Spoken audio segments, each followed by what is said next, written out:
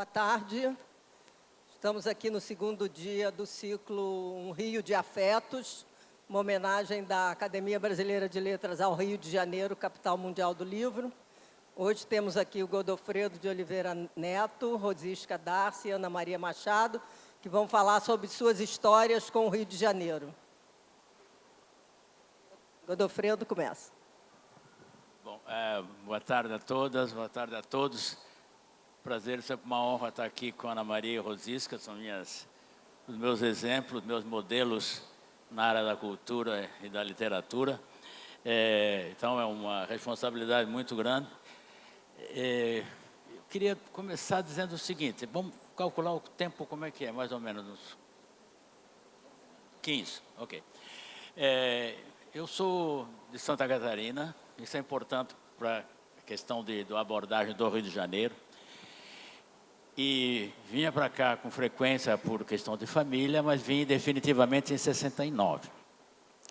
E o que eu me surpreendia no Rio de Janeiro positivamente, eu pus num romance que se passa em 42. O personagem é Marcelino, que é um pescador cafuso das terras de Santa Catarina, de Florianópolis, Ilha do Desterro. E é uma cena com a mulher do senador, esposa do senador, Dona Ema, a filha Sibila, cariocas, a Eve, que é uma governanta, que vai ser o pivô de um problema sério de guerra. Nós estamos em 1942, em agosto de 42, o Brasil declara guerra ao eixo, como todo mundo lembra. E o Marcelino está presente na reunião, porque foi chamado para levar uma encomenda, etc. Então, se me permitem, eu separei aqui um pouco. Primeiro, o que me surpreendia eram as entradas dos prédios Art Deco, isso me chamava muita atenção. A natureza, obviamente, a cidade como um todo. Eu começo falando um pouco da Sibila, vou chegar logo lá. Sibila é, então, a filha. Sibila, lábios carminados, nariz pequeno, olhos verdejantes, rasgados de lampejos reluzentes e cabelos alourados, espessos e cacheados, renteando-lhe as faces, sobrancelhas negras cerradas, um esboço de sorriso malicioso se desfolhando sempre em sua boca, só observava. Vestia nessa tarde saia branca rodada e blusa verde musgo. Sua mãe continuava dissertando com voz algo rouca. Eve tinha um ar estranho, às vezes fixava por um largo tempo o pescador, outras piscavam o olho, sorria. Dona Ema: como meu marido Nazareno demora, meu Deus, queixou-se Dona Ema. Deve estar naquelas secretarias mofadas e imundas do centro, no palácio, nas repartições públicas. Santa Catarina tem essas coisas de província, tudo pequeno e acanhado. Eu não conseguiria morar aqui. Sou carioca da gema, nasci, cresci e estudei entre Flamengo e Botafogo, e dali não saio tão cedo, se Deus quiser. É ali que vivem as grandes famílias cariocas, ali o centro do Brasil, as recepções, as festas, as embaixadas, a granfinagem mora naquele miolinho. Um pouco antes de viajar para cá, fui assistir a um Yankee na Royal Air Force, com a Beth Grable e Tyler Palmer, uma maravilha. Que filme vou ver aqui? Vocês notaram, apenas para criar um clima em relação ao Marcelino. Marcelino acaba vindo para o Rio de Janeiro para assessorar o senador que morava na rua Paissandu, no Flamengo. Marcelino, nessa mesma manhã em que Eve foi à confeitaria Amazonas, resolveu, por recomendação da cozinheira, dar um passeio pela cidade. Vai passear um pouco, rapaz, em vez de ficar aí o tempo todo sentado, vai passear um pouco em Copacabana, você vai gostar. Tem um bonde que passa aqui pertinho que vai para lá, insistir a cozinheira. Informado de outros detalhes pelo porteiro, o número e o trajeto da condução, entrou num bonde que fazia o percurso Largo do Machado, Copacabana. O veículo tremia, balançava, os mesmos passageiros subiam e desciam, eram todos iguais, todos vestidos com a mesma roupa. O Pão de Açúcar e a Enseada de Botafogo despontaram no lado esquerdo. Os solavancos continuavam, as paradas barulhentas também, a partida e a sacudidelas, e logo nova parada. O cobrador passava com notas enfiadas entre os dedos. O bonde virou à direita no final da praia. Casarões foram surgindo. Um vento forte sobrava da Bahia e do Pão de Açúcar, deixados para trás. Olha o chapéu no banco, vai voar, alguém gritou. O passageiro segurou com rapidez o chapéu de palhinha, agradeceu. As grandes casas se sucediam, alguns edifícios, a estátua de Jesus Cristo na ponta do morro ficou mais próxima. Marcelino fez o sinal da cruz. Vários passageiros se viraram, curiosos, alguns riram, bocas coladas em ouvidos, comentários, crianças se beliscaram, escarneciam do caipira Carola. O vento balançava a copa de palmeiras inquietas. O motorneiro continuava com os movimentos e os ruídos de partida, de parada, de partida. Dezenas de cartazes... eu estou falando longe. Dezenas de cartazes publicitários fixados no alto, no interior do bonde. Vinho reconstituinte Silva Araújo, Banco Lar Brasileiro, comprimidos de Kelp, pílulas de Forte, Casa Guiomar Calçados, leite de Colônia, Alice na Marinha, perfumes Coty, estremeciam nos sacolejos. O bonde virou à esquerda. O vento os unia, o tramway jogava, raios acendiam e apagavam o céu plúmbeo, trovejava. O veículo parecia ser empurrado para fora dos trilhos, resistia, caía para um lado, logo para o outro, aguentava firme. De repente, encafuou-se num túnel, o barulho aumentou. Marcelino tinha a impressão de ouvir com toda a nitidez a música tocada na vitrola do senador na Vila Faial, na ilha de Santa Catarina. Os ferros se estranhavam, zuniam, choravam, ganiam, faiscavam. 10 batidinhas discretas com o dedo indicador do pescador no banco de madeira e vinha um choque na emenda dos trilhos, mais 10 outro, mais 10 outro. Dentro do túnel, o ritmo das 10 batidas aumentava, o bonde corria cada vez mais, e então o mundo de novo, a chuva forte, a claridade molhada, a cortina de água, o temporal alforriado. O bonde diminuiu a velocidade, o vento cuspia água nos passageiros, as lonas que pendiam das laterais não conseguiam reter o dilúvio, o tramway seguia, devagar, mas seguia. Às vezes parava, como a se perguntar, continuo ou desisto? A chuva mantinha-se forte. Numa das paradas, todos os passageiros saíram. O motorneiro lançou um olhar interrogativo, Lino compreendeu, ponto final. Ele desceu, resignado, avistou o mar de Copacabana, acinzentado nessa hora. A chuva ensopava-lhe a roupa, andou até a calçada à beira da praia, sentou num banco, os olhos derramados entre as espumas das ondas e a linha do horizonte, muitas casas e prédios às suas costas, um hotel se sobressaía. Marcelino ali se quedou, sentado por um largo tempo. O mar de Praia de Negro Forro da ilha de Santa Catarina afogava os seus olhos, peixes voadores vinham lhe dar as boas-vindas. A borrasca limpara a barra. Amanhã, nesse mesmo lugar, nasceria o carro de boi em chama do cego Basílio. Marcelino olhou para a grande construção às suas costas, lembrava, só que em escala gigante, a Vila Faial do senador.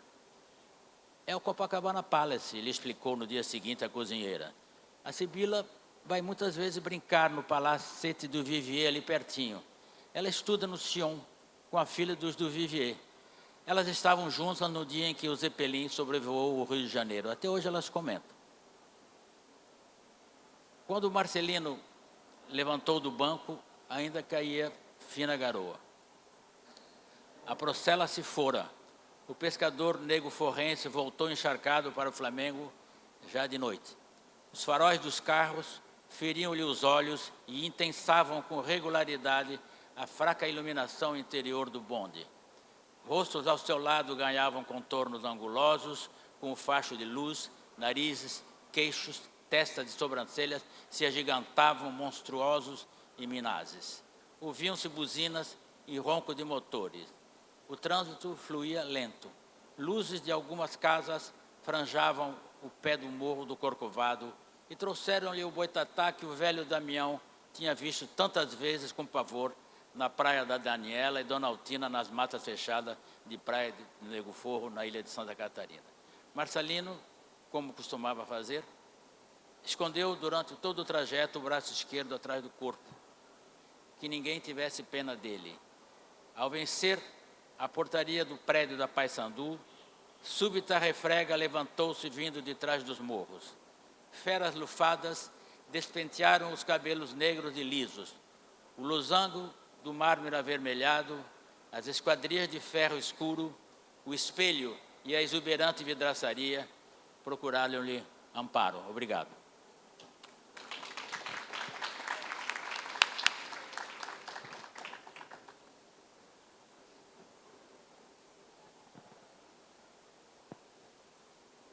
Boa tarde a todos. Eu espero que vocês estejam me ouvindo, porque eu estou ouvindo muito mal por conta do barulho lá fora. Bom, eu sou carioca. Eu nasci no Rio de Janeiro 2 vezes. Primeira vez não foi uma escolha minha. Primeira vez foi o acaso de ter nascido de pai e mãe cariocas. E por muito tempo, eu diria até por 20 anos, até os meus 20 anos, eu achava que o mundo era o Rio de Janeiro. Era aqui que eu vivia, era aqui que eu tinha meus amigos, era aqui que eu fui ao colégio, foi aqui que eu fui para a faculdade.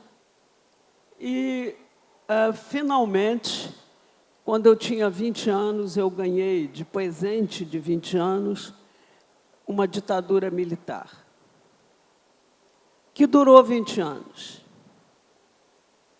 Desses 20 anos, 15 eu passei fora do Rio de Janeiro, e esse tempo fora do Rio de Janeiro foi o que se chama o exílio. Fiquei 15 anos morando numa cidade que era antípoda do Rio de Janeiro. Muito fria, muito ordenada, com muito pouca gente. Eu morava em Genebra. E isso, evidentemente, forçou uma reflexão sobre aquilo que antes para mim era óbvio, aquele mundo que era o Rio de Janeiro. O Rio de Janeiro que eu achava já então, e acho ainda hoje, uma cidade deslumbrantemente bonita, e nisso eu não sou nem um pouco original, porque eu acho que todos que moram aqui ou que passam por aqui acham isso, mas me forçou a olhar para essa cidade como um dos lugares possíveis no mundo, até que, 15 anos depois dessa ausência, eu tive que escolher onde viver. E eu escolhi o Rio de Janeiro. De novo, o Rio de Janeiro. E mais que o Rio de Janeiro. Escolhi a casa onde eu tinha nascido, a casa onde eu sempre tinha morado, a casa onde eu vivo hoje, a casa onde eu pretendo morrer. Essa casa é uma casa na floresta, é uma casa na Floresta da Tijuca, e entre esses 2 momentos em que eu saí e que eu voltei, um jornal de São Paulo, me encomendou uma declaração de amor ao Rio. Uma coisa insólita, o jornal me procurou e disse: nós gostaríamos que você, que é uma carioca entusiasta do Rio de Janeiro, uma carioca que trabalha pelo Rio de Janeiro. Eu presidia, na época, um movimento chamado Rio Como Vamos, que era um movimento para melhorar as condições de vida no Rio de Janeiro. Um movimento que apostava, portanto, na cidadania e não apenas no governo. Parece que esse jornal de São Paulo me identificou como alguém que podia fazer uma declaração de amor a essa cidade. E eu fiz. Isso foi há muito tempo, realmente há muitos e muitos anos. E isso redundou num texto que eu publiquei nesse livro meu, chamado A Dama e o Unicórnio. E é um texto que eu vou ler para vocês, cujo título é Senhora dos Sentidos, Senhora da Dor.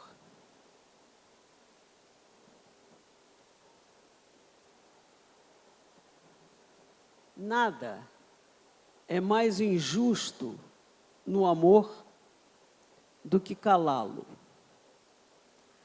1000 vezes declarado, não terá sido bastante para merecer o gosto cotidiano do prazer.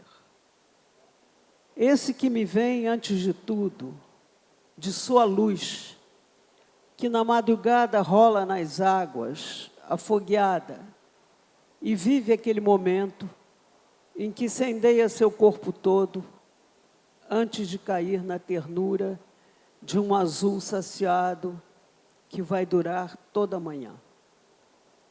Assim, o rio dá à luz o dia. Com ele amanheci para a vida. Nascida que sou, na floresta espessa da Tijuca. Caos que recobrem um corpo de montanhas estiradas à beira-mar, mudando de posição ao vagar dos olhos, mas que se sabem sempre bastante preguiçosas.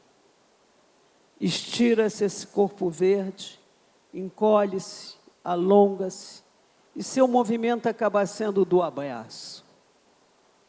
Daí suas curvas, baías, intimidades de água, em que seus filhos habituaram-se a jogar suas toalhas e deitar-se em busca de um calor certeiro, ou de uma onda fresca, de uma boa, como se dizia na infância do posto 6, onde um fortezinho, muito fraco, tocava na corneta a alvorada e o recolher. Depois da luz, o calor.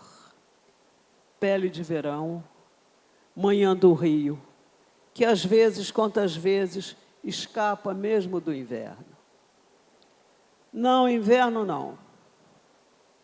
O rio é verão. O frio no rio é um pouco cômico. E para alguém como eu, que já viu invernos de verdade, maior então a gratidão por esse corpo quente, que gosta mesmo é de andar nu, e a conta-agosto veste um casaquinho blue jeans, só para não melindrar ninguém. Luminosa, terna, corpo quente, essa cidade é a senhora dos sentidos.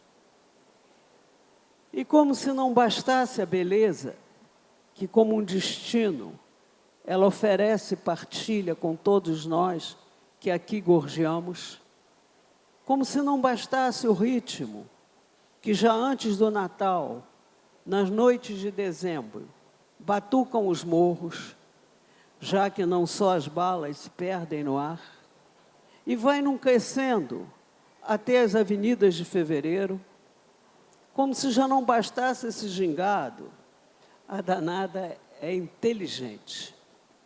Descobre tudo sozinha, inventa, não copia, não parece com ninguém, recebe todos, mas para fazê-los seus.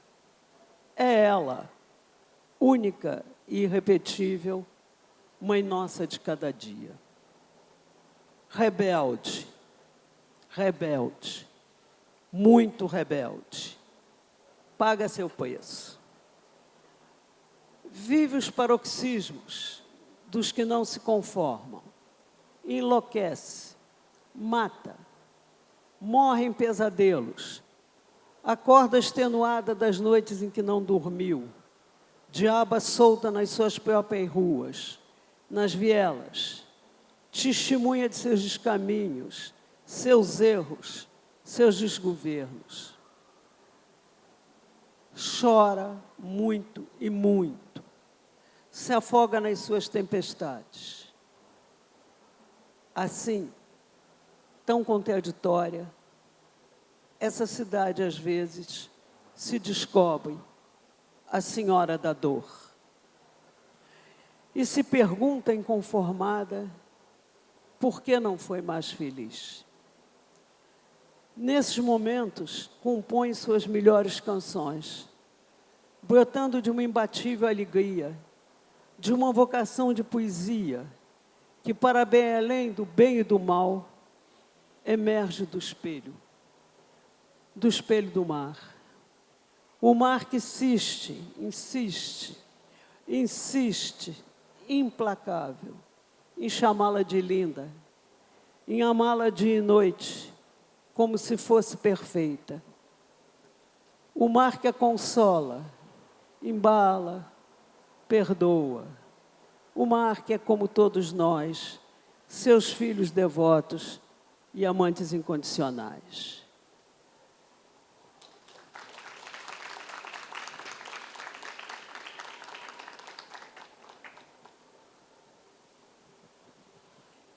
É difícil escolher um rio do meu coração em tantos anos de amor pela cidade onde nasci e vivo. Enfrento o desafio focalizando a década que vai.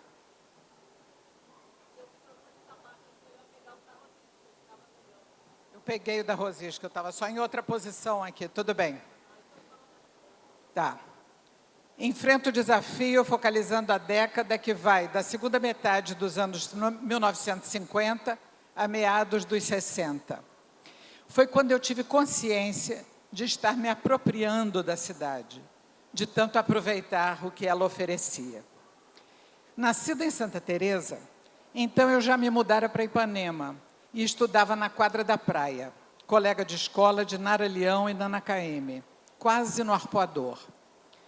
Praia que eu considerava uma extensão da minha casa e começava a frequentar com as amigas adolescentes, deixando para trás as águas mansinhas do Posto 6, junto à colônia de pescadores, que ficava sendo o reduto dos irmãos menores.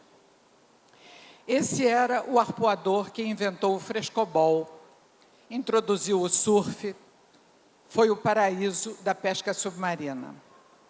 Em suas ondas e areias, uns rapazes mais velhos, lindos, não ligavam a mínima para pirralhas como nós.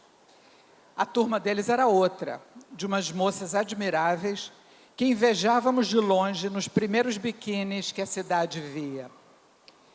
Mas mesmo mais meninas, nós gravitávamos em volta, dispostas a aprender tudo. Se nesse primeiro momento ainda não tínhamos passado ao degrau seguinte e nos juntado a jornalistas e escritores, ou ao pessoal do teatro nas rodas de chope que logo frequentaríamos, em bares como Jangadeiros, o Zeppelin ou o Lagoa, a essa altura já começávamos a ser admitidas nas rodas musicais de final da tarde, fossem elas em torno a um violão na areia mesmo, ou em casa de quem tivesse um piano. E logo ganhariam espaço em palcos universitários na Praia Vermelha. Não vou ficar desfiando nomes, todos já devidamente incorporados à história da Bossa Nova. Apenas relembro com afeto um pouco desse ambiente carioca, da menina moça que fui, no finalzinho dos anos 50, começo dos 60. Já então, minha geografia carioca se ampliava. Passei a estudar no colégio de aplicação, que no meio do curso se mudou da Praça São Salvador para a Lagoa. Nosso grupo de teatro amador aproveitou muito a nova vizinhança. Bastava atravessar a rua e tínhamos as bênçãos e o apoio de Maria Clara Machado no tablado. Mas também éramos interessadíssimos no que acontecia no país durante aquele governo JK, que fazia 50 anos em 5 e construía Brasília. E política estudantil, para os secundaristas cariocas, significava AMES, Associação Metropolitana de Estudantes Secundários, que editava um jornal semanal muito bem feito, com sede num barracão de madeira perto do aeroporto Santos Dumont, na Ponta do Calabouço, no aterro que surgia a partir do desmonte do Morro de Santo Antônio. A esta altura, ainda não estava pronto, mas já ia bem adiantado. Lembro do dia em que reunimos vários amigos, já no início da faculdade, sentados na amurada da Praia do Flamengo, em frente à sede da UNE, para testemunhar e aplaudir o encontro da terra despejada de um lado e de outro pelos caminhões vindos da esquerda e da direita. Completava-se assim o fechamento terrestre da área. Nascia o território do futuro Parque do Flamengo, ainda um lamaçal, barrento ou empoeirado, de acordo com a chuva. Mas lá na ponta esquerda de quem encarava o Pão de Açúcar e a entrada da Guanabara, já começava a crescer o verde do gramado e das palmeiras então pequenas que marcavam o início do jardim de Burle Marx, junto ao recém-acabado prédio de Afonso Eduardo Reidi para o Museu de Arte Moderna, que brotava no lamaçal com o Bloco Escola no ano de 1958.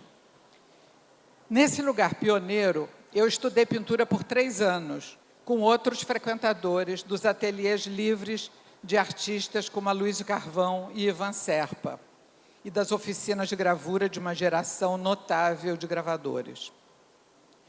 E entre as aulas, a redação do Jornal Metropolitano e os precários barracões do Calabouço, todos nos reuníamos na cantina do museu, sugando as conversas dos mais velhos, poetas, arquitetos e artistas, e embarcando em seus sonhos, como o do concretismo, da arquitetura de Brasília, ou da Cinemateca do MAN, que mesmo antes de ter sede própria, começava a contribuir para a nossa formação cinematográfica alguns quarteirões adiante, ali mesmo no Castelo, no auditório da ABI.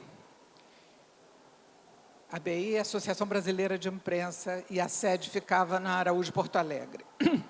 Fica quase ao lado do magnífico espaço que também frequentávamos, do que era então a sede do Ministério da Educação, futuro Palácio Capanema, marco da arquitetura, das artes e de sonhos, como de movimentos sociais em que estávamos metidos, como de alfabetização de adultos ou educação de base, como dizíamos então, inspirados por Darcy Ribeiro e Paulo Freire.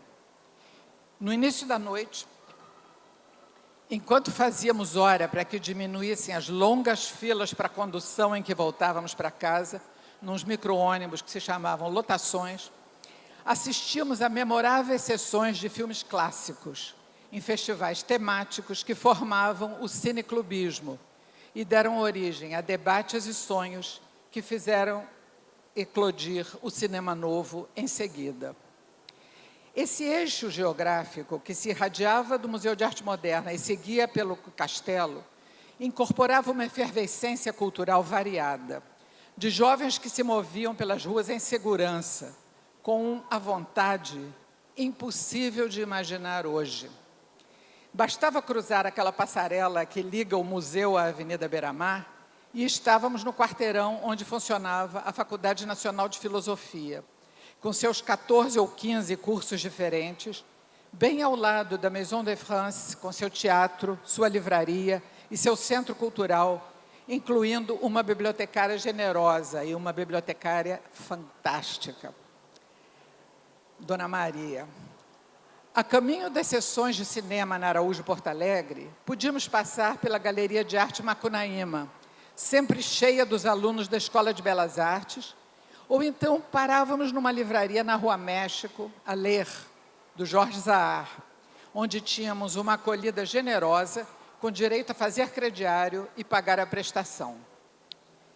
Nem falo de possíveis paradas na Biblioteca Nacional ou no Serviço Nacional de Teatro, ambos ali ao lado, ou de outras livrarias e editoras, com escritórios no centro, como a São José, a Civilização Brasileira e a José Olímpio, ou das redações de jornais entre a Lapa e a Rio Branco, que despejavam jornalistas do Jornal do Brasil, do Correio da Manhã ou da Tribuna da Imprensa para os bares e restaurantes da Cinelândia ou da Lapa após a sessão da Cinemateca.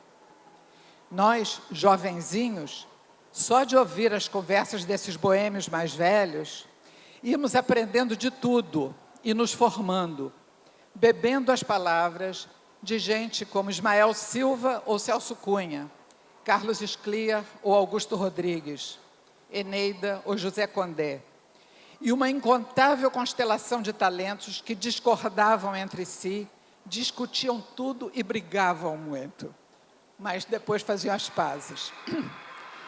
Era um ambiente de uma efervescência cultural rara, estimulante e muito criativa, que se irradiava em contagiantes desafios a cada um que quisesse trazer sua pedrinha para alguma construção, e se derramava pela cidade, da qual também se nutria.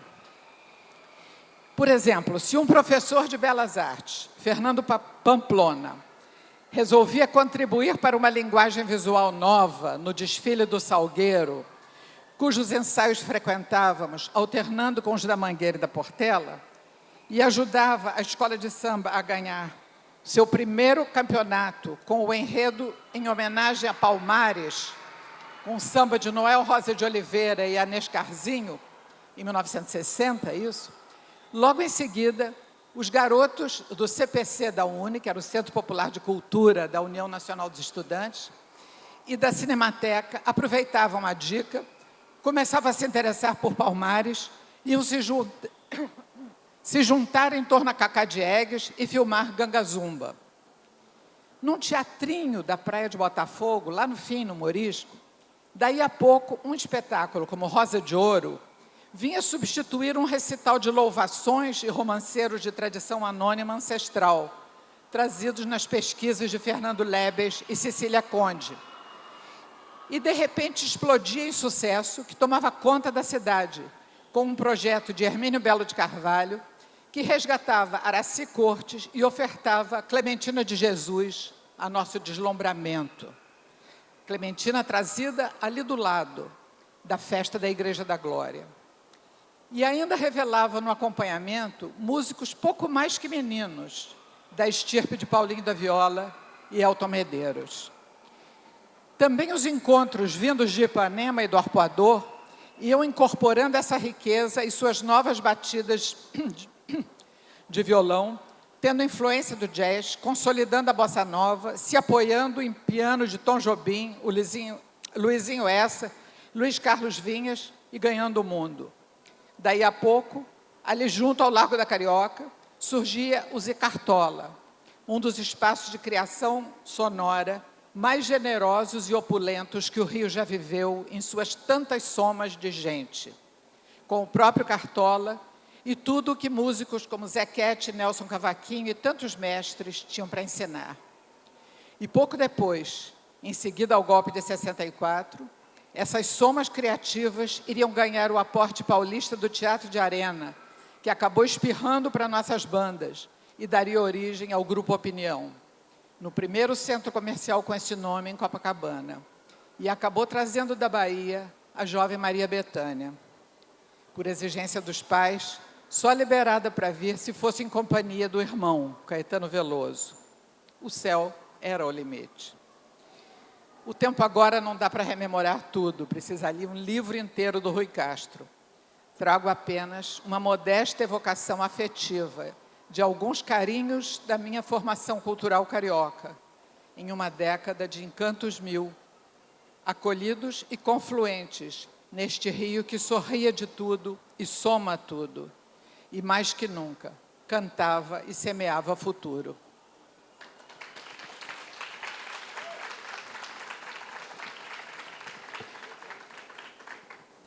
Alguém quer fazer alguma pergunta? Boa tarde, meu nome é Abigail. Eu vim acompanhando uma escola que, inclusive, já está quase saindo aqui da Bienal, mas eu não queria deixar de colocar algumas coisas que eu observei na fala dos três. Eu percebi que a gente tem duas falas que reproduziram trechos de obras literárias né, obras escritas que envolvem o espaço do Rio de Janeiro. E 2 falas que envolvem principalmente uma experiência de pessoas que nasceram, cresceram e se compuseram como seres pensantes nesse espaço.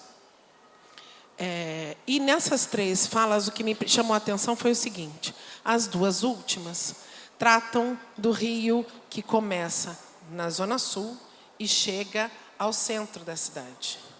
Em compensação, na primeira fala, a gente tem um estrangeiro, né, um rapaz migrante de Santa Catarina, um caiçara, popular, vamos dizer assim, para facilitar um pouco o meu raciocínio, e que chega direto fazendo o caminho contrário. Ele começa no centro da cidade, me corrijam se eu estiver errada, e ele vai aos poucos caminhando e ele chega Flamengo, Botafogo, mais próximo aliás, já na Zona Sul. Eu acho que a gente tem um panorama de visões do Rio muito interessantes, porque, de alguma forma, a gente tem o centro, a parte urbana, a gente tem a menção à floresta e a gente tem o litoral. E eu queria que vocês fizessem algumas considerações, se fosse possível, né, para a gente pensar no diálogo entre as 3 falas, de que maneira a gente pode pensar o Rio, pensando que o Rio não é uma cidade só do que é exposto para fora da cidade, né? E eu falo como paulistana que mora no estado do Rio há 25 anos. Na fala de vocês, a gente percebe muito o Rio que é mostrado para quem é de fora. Mesmo na fala inicial, que tem o rapaz vindo de fora e visitando esses espaços. Então, eu queria que vocês tratassem... Eu sei que eu falei demais, assim, talvez esteja um pouco confusa a minha fala, mas eu queria que vocês abordassem assim, essa visão que é centro-zona sul, que é dentro, né, de quem nasceu do Rio, de quem veio de fora, e essa exposição do Rio de Janeiro, digamos, da publicidade. Eu estou sendo reducionista, me perdoem, mas da publicidade, de mostrar para as pessoas de fora do Rio o que é o Rio de Janeiro. Eu não sei se eu fui clara, mas, enfim, perdão.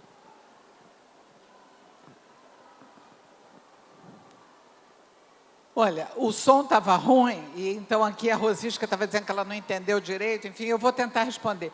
O que nos foi pedido, a mim pelo menos, foi ou que eu escolhesse um trecho de algum livro meu sobre o Rio, ou então que eu fizesse uma evocação de uma memória. Eu não posso ter uma memória do que eu não vivi. Então, o que eu vivi e que eu tentei mostrar um pouco disso, quer dizer, eu não posso fazer uma memória do subúrbio que eu não vivi. Eu conheci de ir lá, de frequentar de vez em quando e tudo, mas não é uma memória assim. Então, acho que para o que nos foi pedido, é muito difícil a gente agora fazer uma evocação de um Rio. Para mim, pelo menos, é impossível eu ter uma memória, lembrar o que eu não vivi. Eu não posso fazer isso. Não sei se outra pessoa quer falar.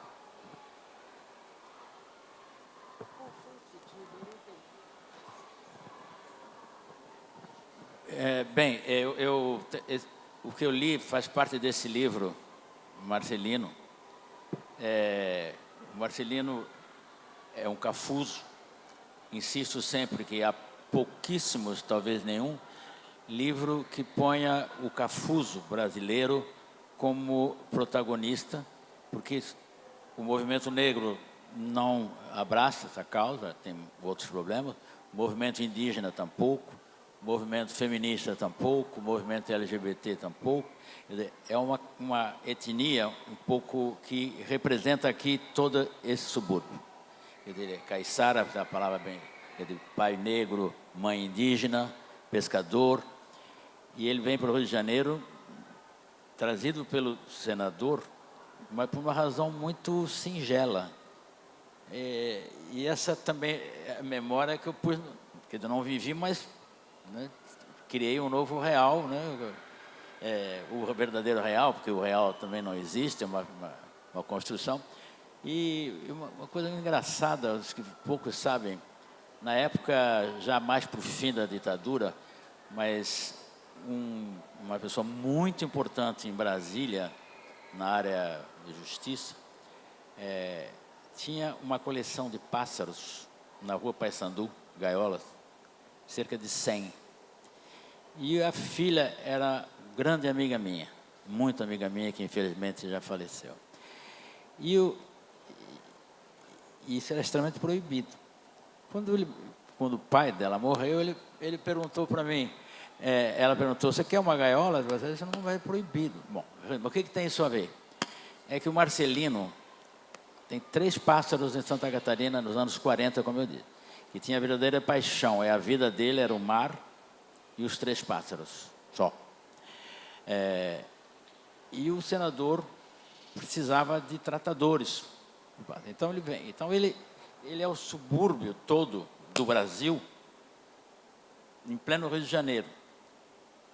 Palácio Catete, porque no fundo ele vai ser chamado para cometer um atentado como uma autoridade americana. Então, são coisas que eu vivi com 10 anos, com 12 anos, mas que eu pus no romance de 42, com todas as imperfeições, etc., típicas do que seja a arte, né? Mas eu tentei dar esse controle. Então, a Zona Sul, claro, é onde eu vivia, onde eu via, o que eu conhecia, também não podia inventar, mas como de uma visão muito maior, quer dizer, muito mais do que o subúrbio, é o simbólico do caiçara provinciano, né, que faz sinal da cruz quando passa na frente do Cristo Redentor, né? Quer dizer, que todo mundo então ri.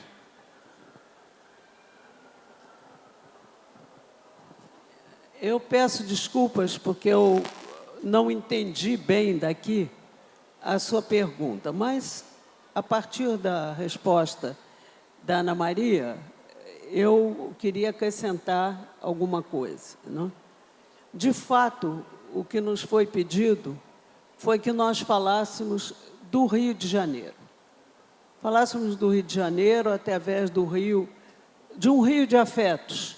Quer dizer, de onde vem o nosso afeto pelo Rio de Janeiro. E eu creio que Ana Maria respondeu bem quando disse que, para ela, era difícil falar de uma memória que não era dela. Portanto, de um afeto que não era necessariamente o seu, não é? E espera aí, eu só queria terminar. Eu queria dizer o seguinte, no que me concerne, eu só falei de afetos. E falei de afetos porque eu evoquei a Floresta da Tijuca, que não é a Zona Sul, mas poderia ser. Eu evoquei a Floresta da Tijuca porque eu nasci lá e porque eu vivi lá a vida inteira. Então, tanto quanto a Ana, é a minha memória. É a memória que eu tenho e que me é mais cara, não é? E também, eu creio que a ideia do Rio de Afetos era exatamente uma diversidade de pontos de vista afetivos. Quer dizer, um lugar de onde você vai buscar aquilo que te ligou a essa cidade indissoluvelmente. Ainda que ela seja, como eu tentei dizer, por um lado, a senhora dos sentidos, a linda cidade do Rio de Janeiro, e, por outro, a senhora da dor, quer dizer, aquela que assiste na madrugada a todas as violências, a tudo que acontece. Dito isto, eu ainda acrescentaria que a cidade do Rio de Janeiro nasceu bela, ela é bonita por natureza. Agora, fazê-la feliz é um problema nosso, de nós todos aqui. Não é um problema do governo, não é um problema de ninguém, a não ser dos próprios cidadãos. E talvez seja essa a nossa tarefa, e talvez seja essa a maneira de mostrar o nosso afeto, seja fazer dessa cidade, além de maravilhosa, uma cidade feliz. É isso que eu gostaria.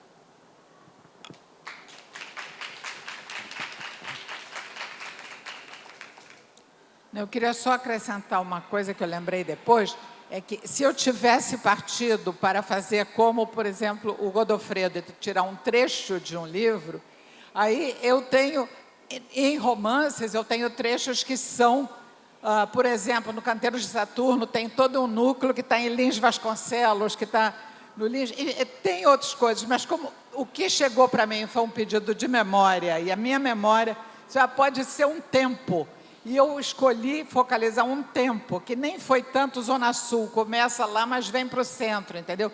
Que foi uma década que eu acho que foi uma década formadora para mim, muito forte, e para a minha geração, foi isso. Quis explicar um pouco agora.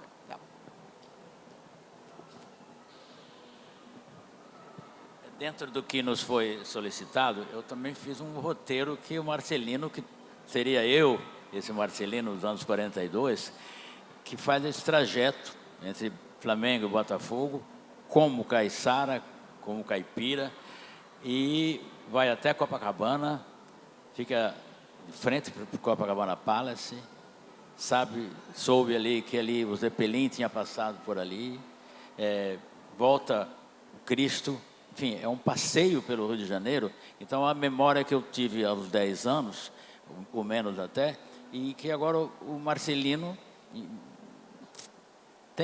faz esse mesmo trajeto por mim. Acho que dentro dessa linhagem de um mundo mais justo, de um Brasil mais solidário, essa visão do Marcelino, ali meio idílica, ela vai se destruir porque ele vai servir como um instrumento para um atentado contra um oficial americano no Palácio do Catete. E ele vai ver que, então, essa beleza do Rio de Janeiro, que tanto o surpreendeu positivamente, na verdade, aquilo não é o Brasil real, porque ele não é do Brasil real. Esse Brasil da Zona Sul não é o Brasil. Ele vai se dar conta disso com um grande sofrimento.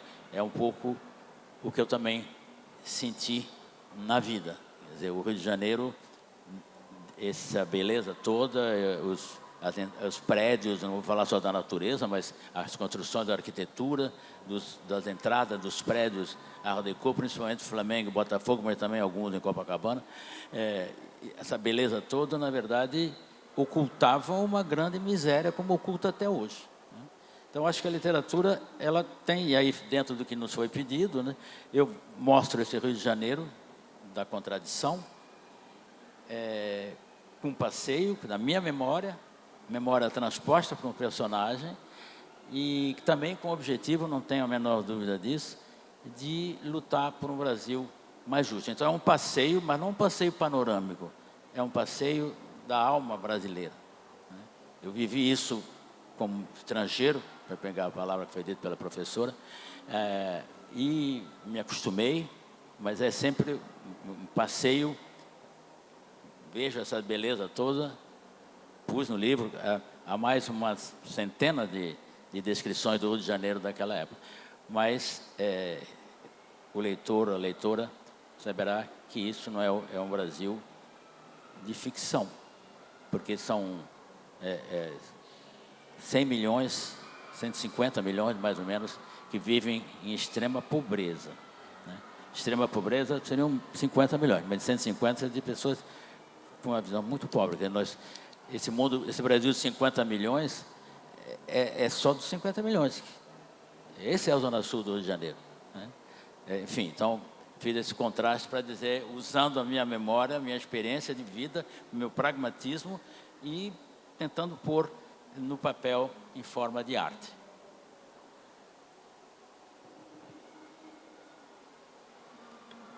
Bem, obrigado aos acadêmicos, acadêmicas.